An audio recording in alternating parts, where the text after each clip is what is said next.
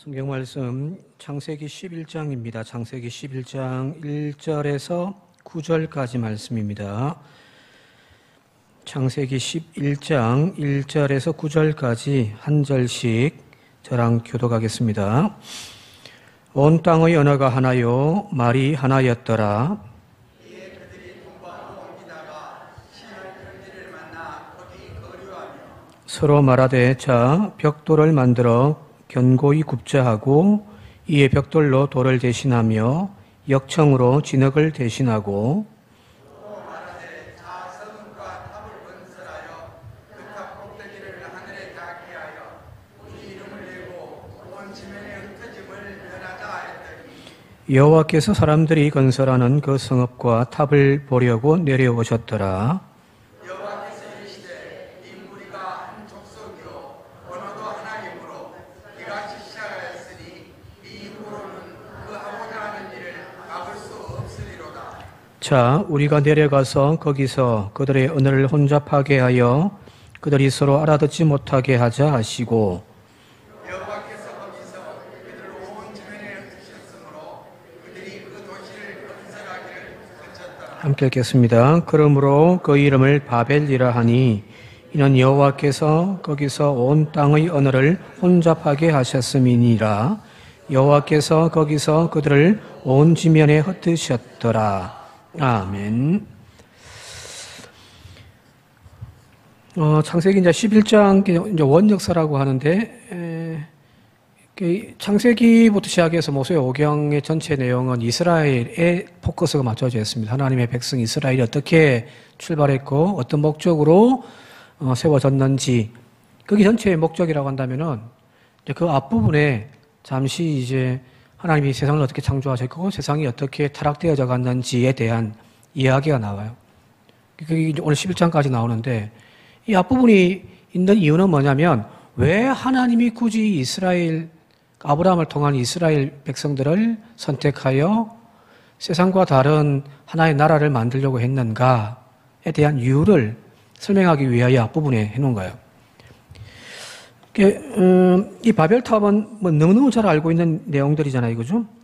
탑을 쌓아서 홍수를 피하고 그리고 또 이거 이름을 내고 하자는 그런 이야기들이 있습니다만은 근데 이거 이제 바벨탑에 대한 내용들을 좀 더 깊이 좀 읽어야 되는데 그냥 뭐 교만, 하나님과 대적 이 정도로만 이야기를 하니 조금 부족함이 있기는 합니다만은 오늘 이 바벨탑을 쌓은 이유를 왜 인간이 바벨탑을 쌓아왔는가, 바벨탑이란 무언가에 대한 부분을 조금 함께 나누는 시간 좀 가지도록 하겠습니다. 바벨탑을 쌓은 이유가 4절에 보면 나와 있는데 4절 보면은 말하되 성읍과 탑을 건설하여 성읍과 탑을 건설하자. 그죠? 우리가 이제 바벨탑으로만 생각하는데 탑만이 있는 것이 아니라 더 근본적으로는 이렇게 성이에요. 성읍. 우리가 성읍과 그리고 거기에 탑을 쌓자. 그리고 이제 두 번째는 탑 꼭대기를 하늘에 닿게 하여 우리의 이름을 내자. 그리고 세 번째가 그래서 우리가 이제 지면에 흩어짐을 면하자. 이 이제 세 가지거든요. 이 바벨탑을 쌓은 이유입니다. 그러면 한 가지 좀 살펴보는 거죠. 이 바벨탑이란 과연 뭘까? 첫 번째, 성읍을 쌓았다고 했잖아요. 그죠? 이건 성이란 말이에요. 이 동양 지방, 특히 이제 중국과 조선, 우리나라 한반도와 일본, 이런 나라들은 주로 이제, 성을 쌓는데 성벽을 쌓죠. 그죠? 중국의 만리장성. 그죠?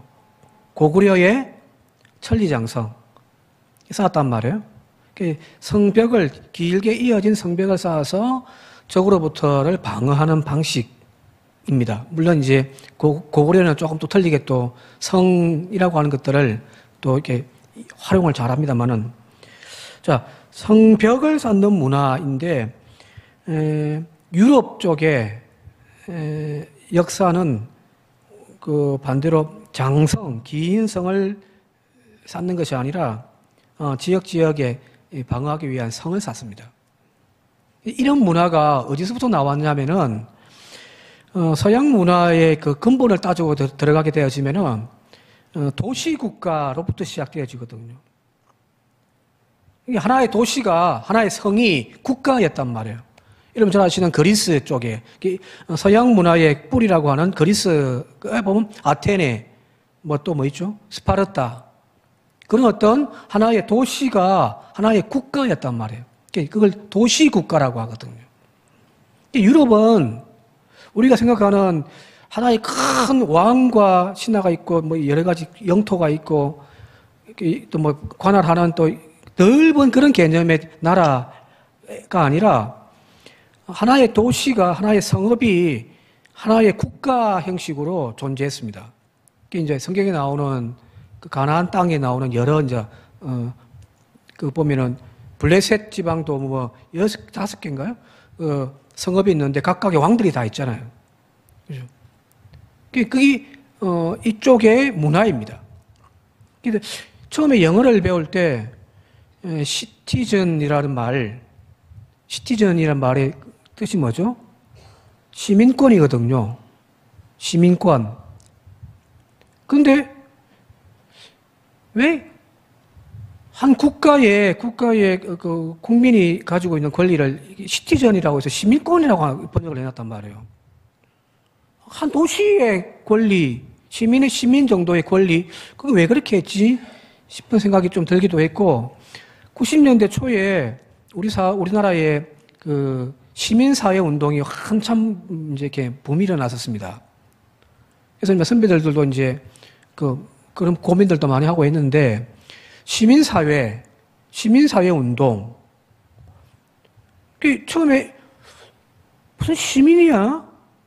그 하는 일들은 다 우리나라 전체를 감당하는데 왜 한 도시, 시민이라고 하는 시민운동을 라고 이름을 붙였지? 라고 이렇게 궁금해 했었는데 그 이유가 바로 이 영어의 개념, 유럽의 개념, 서양 쪽에서의 이 시티라고 하는 도시라고 하는 개념이 국가와 동등한 건데 우리는 그냥 넓은 국가의 개념으로서 하나의 작은 도시만 생각하다 보니까 이게 잘 안 맞는 거예요. 그대로 그냥 시민권이라고 이렇게 시민운동 이렇게 번역을 해버렸으니 안 맞는 거예요. 자, 서양의 뿌리는 철저하게 도시국가입니다. 성읍이 하나가 있습니다. 거기에는 왕이 있고 거기에는 제사장이 있고 그 성이 숭상하는 또 신이 하나 있고 그렇습니다. 하나의 국가입니다. 국가. 자, 여기 지금 1절에 보니까 성읍과 탑을 건설했다라고 되어 있는데 그것은 하나의 국가가 형성되어진 거예요. 그 안에는 모든 체계가 다 들어가 있습니다. 왕부터 시작해서 뭐 이게 지배계층 또 신전, 종교, 시장, 경제 또 온갖 것들 하나의 국가의 체계가 그 안에는 다 들어가 있는 것이 성읍이라고 하는 개념입니다.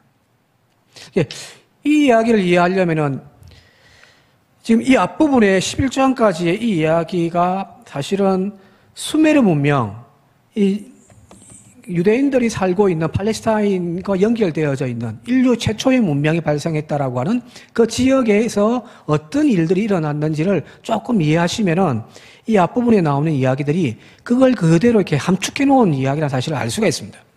자, 수메르 문명이라고 하는 것이 있습니다. 인류의 최초의 문명이라고 합니다. 한번 지도 한번 보여주실래요? 저기 이제 수메르가 처음 만들어진 이제 지역인데 지금으로 이야기하면 메소포타미아와 위에가 흐르는 메소포타미아 지역이거든요. 이 지역 자체를 전부 다 메소포타미아라고 이야기를 합니다. 자, 메소포타미아라는 말이 무슨 뜻이냐면 두 강 사이에 이런 뜻이거든요. 메소포타미아라는 말이 두 강 사이라는 뜻입니다. 위쪽에서는 티그리스 강이 흘러내려오고 아래쪽에서는 이제 유브라테스 강이 흘러내려오는 거예요. 이 두 강이 흘러내려와서 이제 마지막에 한 곳에서 모여가지고 바다로 이제 빠져나가는 겁니다. 여기 위에 여기가 티그리스 강이고요. 여기 아래에 파란색 선이 이제 유브라데스 강입니다. 이 두 강이 이 지역에 이제 하류에 모여가지고 같이 이제 내려간단 말이에요. 여기가 하류예요. 자, 강이 두 곳에 내려오다 보니까 이 하류에는 항상 퇴적층이 생기는 거죠.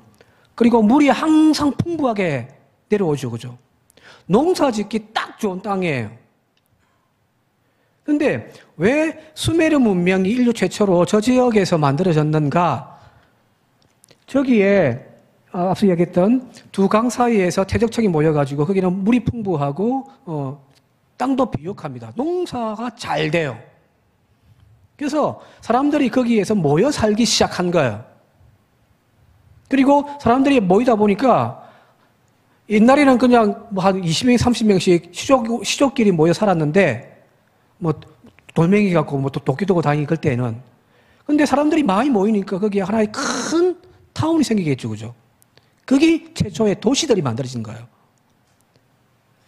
그 도시의 이름이 바로 엘리두라고 하는 도시입니다. 인류 최초의 도시입니다. 저기 지역에서 이제 생기는 거예요. 그런데 수메르의 그 문헌들을 쭉 보게 되어지면은 저기에 대한 역사가 쭉 나오는데 앞서 다시 그림 계속 좀 보여주세요. 저 하류 지방에 저 비옥한 땅의 이름이 나오는데 농사가 너무너무 잘 되는 거예요. 저 다른 지방에서는 가뭄이 한번 생기면은 다 굶어 죽는데 여기는 가뭄도 없어요. 왜? 물이 항상 공급되니까. 농사가 너무너무 잘 되는 땅이에요. 사람들이 막 모이는 거예요. 그래서 저 지역에 하류 지역의 이름이 수메르 문명의 법이 나오는데 그게 뭐냐면은 에덴입니다. 우리가 성경에 나오는 에덴. 그게 수메르 문명의 이미 등장하는 거예요. 너무너무 비옥한 땅이에요. 씨 뿌리고 사냥하러 다니지 않아도 여기에 정착해 살면은 먹을 것 걱정 안 하는 곳이에요. 사람들이 이제 막 모이는 거죠. 먹을 것이 있으니까요. 그죠? 그래서 여기에 이제 하나씩 사람들이 모이니까 도시가 만들어진 거예요. 첫 번째 도시가 엘리두라고 하는 도시가 만들어지고요. 그 조금 있다가 사람들이 너무 많이 모이니까 다시금 또 하나의 도시가 만들어지는 거예요. 그게 바로 우르크. 또 뭐 조금 떨어진 곳에 여러분들 잘 아시는 아브라함의 고향이라고 하는 우르가 만들어지고요. 뭐 라가시 이런 도시들이 막 생겨나기 시작하는 거예요. 이게 저 중동 지방에서 인류가 어떻게 처음으로 만들어지기 시작했는지, 문명이 어떻게 만들어지기 시작했는지에 대한 자세한 내용, 역사들이 수메르 역사책에 쭉 나온단 말이에요. 자, 똑같은 동네 살고 있잖아요. 그죠? 그러니 성경이 인류의 탄생과 인류의 발전에 대한, 문명의 발전에 대한 이야기, 그리고 이제 어떻게 확장되어 갔는지에 대한 이야기들을 여기에 문헌들의 지식을 가지고서 여기 앞부분에 그걸 그대로 다 반영하진 않았지만 나름대로 해석을 하고 또 신앙적인 어떤 부분을 접목해가지고 여기 지금 총 정리해 놓은 거예요. 정리해 놓은 겁니다. 자, 인류의 최초 사람들이 풍부한 그곳에서 뭘 만들었냐면 도시를 만들기 시작한 거예요. 그리고 계급이 생기는 왕이 생기고 제사장이 생기고 조금 힘이 생기니까 옆 동네 가가지고 전쟁을 일으켜가지고 노예를 끌고 와서 최초로 노예 제도가 우르크 도시에서 만들어지기 시작하고요. 막 그런 거예요. 자, 이 이야기를 그대로 여기 이제 성읍을 건설했다라는 이야기와 연결시키고 또 앞부분에 가인의 이야기와 연결시키면 창세기 4장 16절과 17절에 자, 가인의 이야기를 이제 후손들에 대한 이야기를 쭉 나오는데 그 첫 번째에 같이 한번 읽어볼까요? 16절, 17절 시작. 가인이 여호와 앞을 떠나서 에덴 동쪽 놋 땅에 거주하더니 아내와 동침함에 그가 임신하여 에녹을 낳은지라 가인이 성을 쌓았단 말이에요. 인간의 역사는 성을 쌓는 거예요. 모여서 세력을 만들고 그리고 힘을 키우고 전쟁 나가고 세력을 확장하고 그게 인간의 문명이더라는 거예요. 가인의 후손들에 대한 이야기들 쭉 보면은 딱 한 가지예요. 문명이 만들어진다는 이야기거든요. 그리고 보면 이게 수메르 문명과 연결되어질 수 있는 부분들. 도시가 만들어진 게 가장 큰 특징입니다.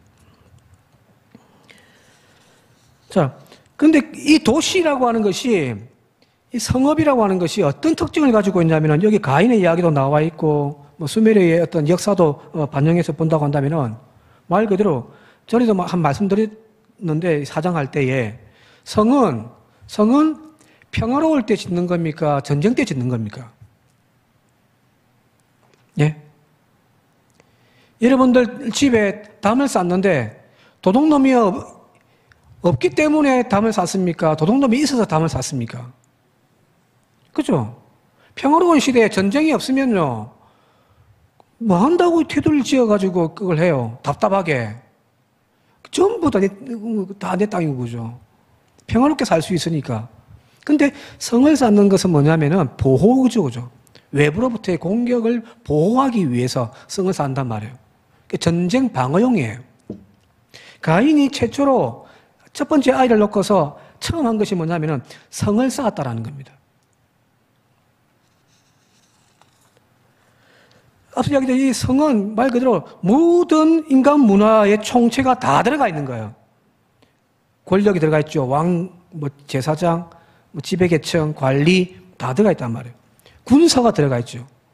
생산하고 소비하는 시장이 다 들어가 있습니다. 다시 단순하게 성 하나 지었다, 우리가 생각하는 작은 성 하나 만들었다, 그게 아니에요. 하나의 국가를 만들어 놓은 거예요. 국가를. 자, 그런데 이 바벨탑도 마찬가지고 가인의 성을 쌓은 이야기도 마찬가지인 것이, 자, 하나님의 보호하심, 가인이 하나님으로부터 떠날 때에 하나님이 약속하신 것이 있잖아요. 그죠? 가인이 내가 지금 이렇게 떠돌이 생활을 하다 보면은 누군가가 나를 죽일 건데 라고 두려워하니까 하나님께서 하신 말씀이, 걱정하지 마라. 내가 너와 함께 하겠다. 너를 죽이면 7배나 내가 갚고 또 내가 너를 보호한다라고 하는 표를 내가 주겠다. 표를 받아가 갔단 말이에요. 하나님이 보호하시는 약속이 있었는데도 불구하고 가인이 뭐 하냐면은 자신을 보호하기 위해서, 성은 보호라고 했잖아요. 권력을 집중시키고 보호하기 위해서. 그래서 성을 쌓았단 말이에요. 즉 스스로의 안전과 생명을 지키기 위하여 스스로의 힘으로, 자신의 힘으로 자기를 보호하고 자기의 힘으로 살아가는 인생 그 자체가 바로 성문화라는 겁니다. 바벨탑도 마찬가지인 거죠. 나중에 그건 조금 뒤에서 이야기를 하겠습니다만은 바벨이라고 하는 도성을 만든 것은 무엇이냐면은 철저하게 하나님의 보호를 거부한 채 가인과 똑같이 자기들을 보호하기 위하여 자기의 힘을 키워내기 위하여 만들어 놓은 하나의 공간이 바로 성이라는 겁니다. 이건 뒤에 이제 흩어짐을 면하여 다시 한번 말씀드릴게요. 자, 두 번째, 바벨탑을 쌓아가지고 하늘까지 닿게 하여 뭘 한다고요?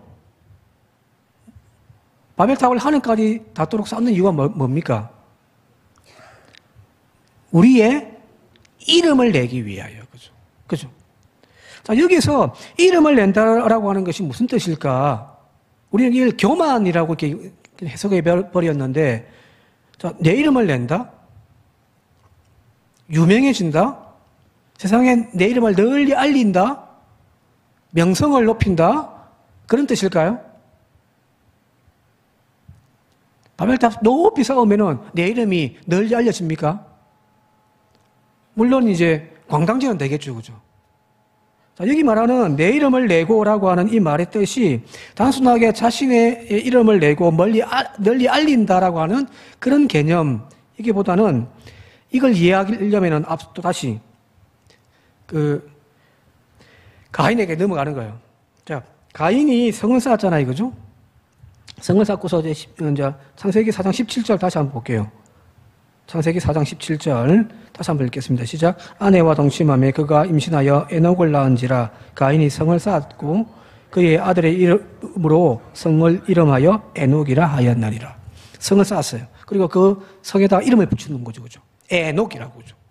그죠? 자, 여기서 이름을 낸다라고 하는 것이 무슨 의미인지를 여기서 자세하게 지금 설명을 해주고 있는 거예요. 이름을 높인다, 이름을 널리 알린다, 인기를 얻는다.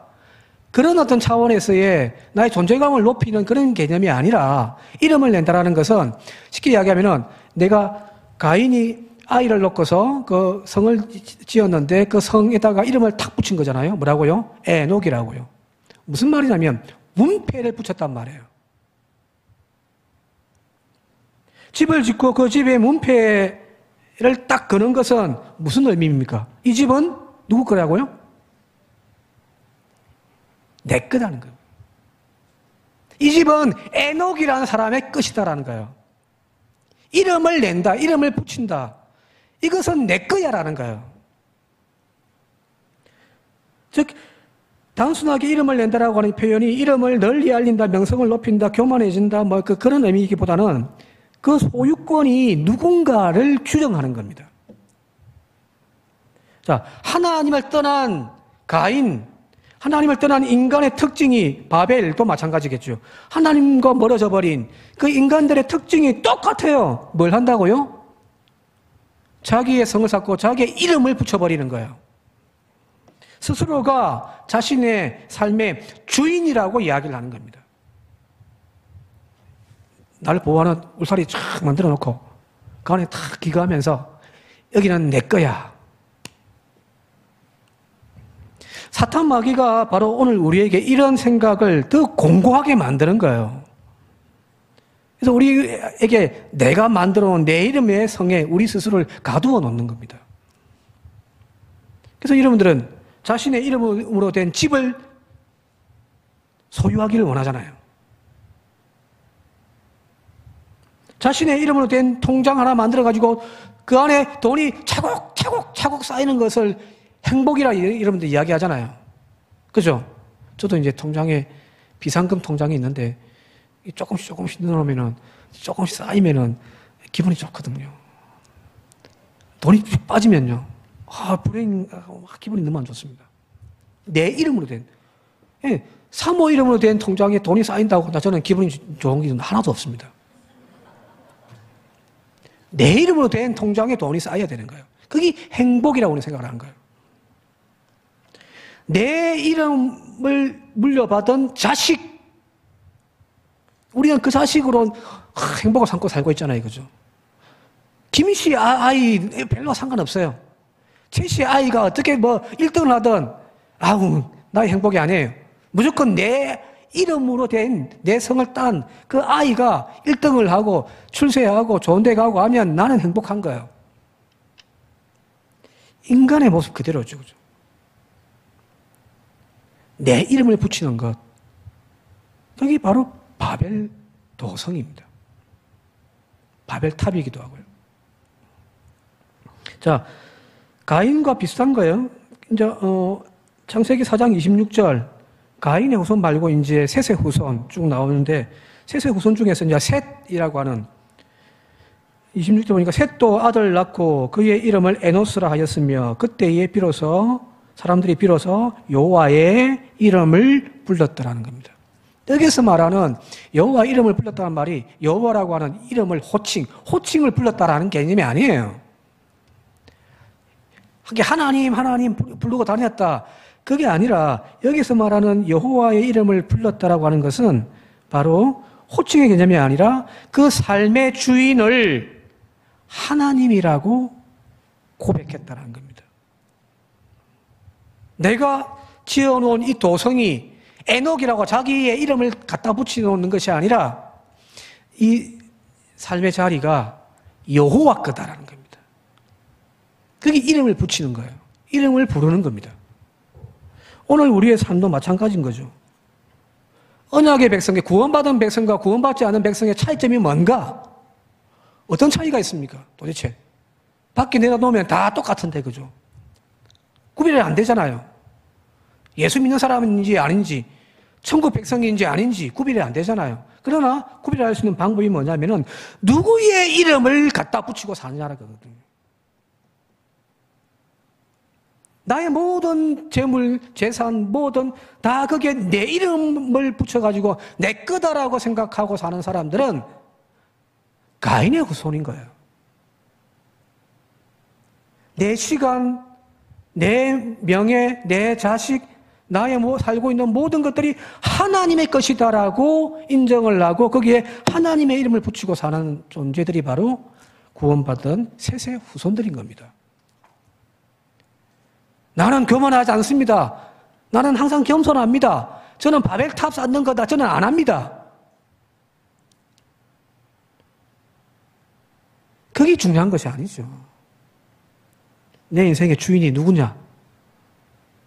그걸 지금 이야기를 하고 있는 건데. 물론 오해하지 마시기 바랍니다. 뭐 이제 통장 다 털어 깨가지고 이제 교회에 갖다 바치는 이야기는 아니에요. 항상 우리의 생각의 주인이 누군가를 분명하게 고백하는 저와 이런 되시길 바랍니다. 이 두 번째요. 바벨탑을 하늘꽃까지 쌓아서 자신들의 이름을 내려고 했다. 마지막 세 번째는 뭐자고요? 흩어짐을 면하자. 자, 인간의 탑을 쌓는 행위가 앞서 이야기했듯이 교만과 높아짐이 아니라고 이야기했잖아요. 그죠? 자기 이름을, 자기를 보호하는 성읍을 딱 만들고 온전히 모든 것이 다 자기 중심적이에요. 하나님이 보호하심이 있음에도 불구하고 그거 나 못 믿겠다. 내가 내 스스로 하겠다. 그게 바벨 성읍이고 또 바벨탑을 높이 쌓는데 왜 하늘 끝까지 쌓으려고 할까요? 교만해지려고? 가장 높은 곳에 올라가려고? 아니에요. 홍수 때문이에요. 조금 전에 경험했잖아요. 그죠? 우리 조상들이 보니까 비가 막 하늘에서 쏟아져가지고 세상에 물이 가득 차버려가지고 세상에 다 죽어버렸다. 자, 이런 홍수가 다시금 온다고 한다면은 우리가 어떻게 살아남을 수 있을까? 저 하늘 높은 곳까지 탑을 쌓아가지고 대피하면 되겠지. 자, 생존에 대한 몸부림입니다. 이런 행위는 바로 하나님을 대적하려는 싸움이기보다는요, 하나님에 대한 두려움입니다. 그래서 노아 홍수 때처럼 물로 심판하시는 하나님에 대한 두려움 때문에 그들은 그 홍수의 심판을 미리 사전에 대비하기 위하여 우리를 구원할 수 있는 구원의 방주, 탑을 쌓자라는 겁니다. 자, 그런데 이 부분도 마찬가지인 거죠. 이것은 하나님이 어떤 분인지를 모르기 때문에 하는 행위잖아요. 그죠? 우리 지난 시간에 살펴봤습니다만은 하나님께서 노아에게 약속하신 것이 있잖아요. 거기 9장 11절부터 있는데 같이 한번 읽어보도록 할게요. 하나님이 노아와 모든 생물에게 하신 약속입니다. 9장 11절 13절 같이 읽겠습니다. 시작. 내가 너희와 언약을 세우리니 다시는 모든 생물을 홍수로 멸하지 아니할 것이라.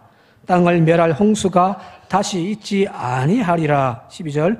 하나님이 이르시되 내가 나와 너희와 및 너희와 함께하는 모든 생물 사이에 대대로 영원히 세우는 언약의 증거는 이것이니라. 내가 내 무지개를 구름 속에 두었나니 이것이 나와 세상 사이의 언약의 증거니라. 하나님이 약속하셨어요.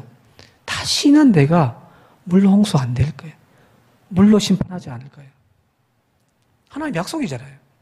그런데 그들이 지금 뭐 하냐면은 하나님의 언약의 약속의 말씀을 안 믿는 거예요. 몰라서 안 믿는 건지 알아서 안 믿는 건지 하여튼 안 믿어요.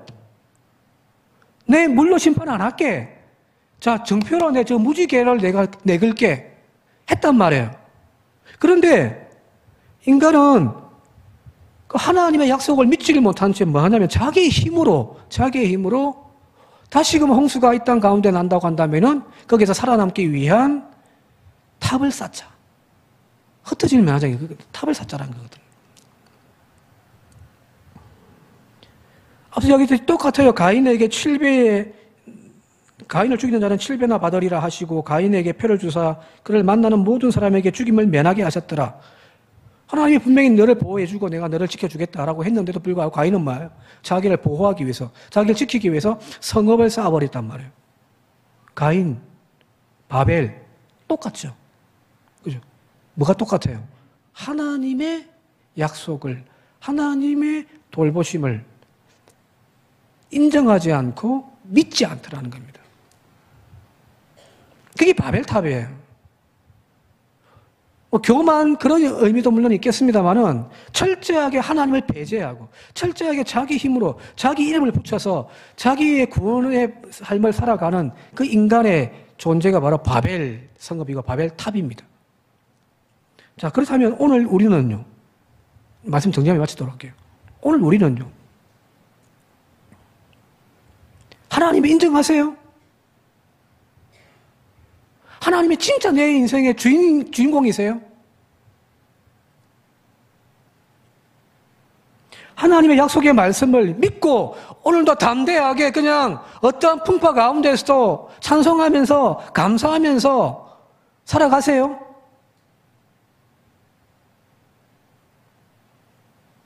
이거예요.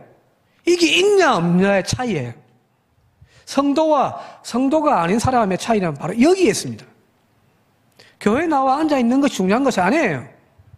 세상 가운데 가서 물질을 해가 어떻게든 내가 더 부자가 되어지고 성공한 인생 살겠다가 자기 힘으로 자기 땀으로 막 애쓰며 살아가는 인생이 아니라 하나님께 맡기는 거예요.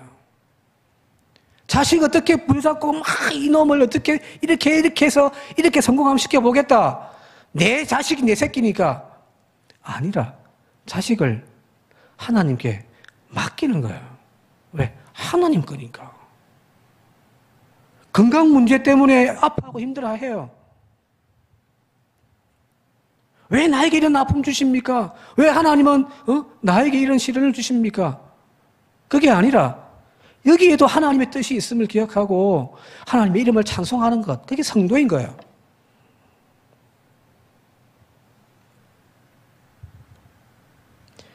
구원은 나를 구원할 수 있는 높은 탑을 내 힘으로 직접 쌓아 올리는 것이 기독교의 구원이 아닙니다. 성경이 말하는 구원은 철저하게 하나님의 은혜에 순응하며 아멘하며 살아가는 겁니다. 오늘 이런 믿음이 저와 여러분들 가운데 있기를 바랍니다. 근데 세상은 하나님을 완전 배제해버리고 지 힘으로 지 이름 붙여가면서 자기의 구원의 방주를 탑을 쌓았단 말이에요. 그죠? 자, 다음 시간에 나오는 이제 12장의 아브라함의 이야기, 이스라엘의 이야기는 바로 그 이야기예요. 그런 세상 속에서 철저하게 하나님의 이름을 부르며 하나님을 주인 삼고 살아가는 백성들의 이야기가 이제 시작되는 겁니다. 다음 시간에 다시 한번 살펴보도록 하고요. 한 주간 살면서 한번 곰곰이 생각해 보십시오. 이것도 내 건가? 하나님 건가? 이것도 내 건가? 하나님 건가? 한번 우리의 삶을 쭉 한번 점검해 보시기 바랍니다. 혹시 내 거라고 막 빨간 딱지 붙여놓은 것이 있다면 떼서 이거 하나님 겁니다. 고백하는 그런 저와 여러분 되시기를 주님의 이름으로 축원드립니다. 함께 기도드리겠습니다. 고마우신 아버지 하나님, 세상은 철저하게 하나님의 약속을 믿지 못한 채 자기 힘으로 살아가는 것이 세상이고, 그래서 그 속에 하나님의 은혜가 있음을, 하나님의 약속이 있음을 부정한 채 하나님의 이름표가 아닌 자기의 이름표를 붙이고 사는 것이 세상일진데, 아버지 하나님, 저희들 그런 세상을 너무너무 닮아 있지는 않는지 이 시간 부끄럽습니다. 입술로는 주님이 내 삶의 주인이라고 고백하면서도 정작 내 삶의 모든 것이 나의 이름이 붙어 있음을 고백하며 내가 주인 삶은 것, 모든 것 내려놓고 주님의 이름을 붙잡을 수 있는 저희들이 되게 하여 주옵소서. 예수님의 이름으로 기도드리옵나이다. 아멘.